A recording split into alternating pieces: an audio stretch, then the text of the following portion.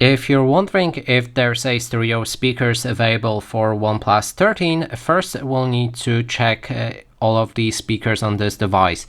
So the first one is on top of the screen, and that's a phone call speaker. Another speaker can be found on the bottom side right here. And there's also another speaker, or I think it's either right here on the top or those three dots right there.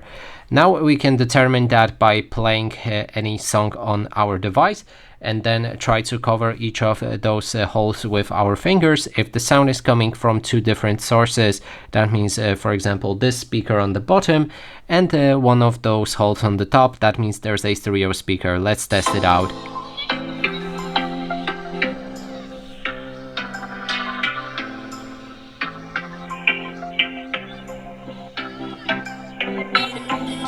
Okay, so there's a sound coming from the bottom speaker right here and also from the top speaker, which is a phone call speaker, which confirms that this device does have a stereo speakers, and there's no sound coming from the top holes right here, and they are not speakers, probably something like a microphone.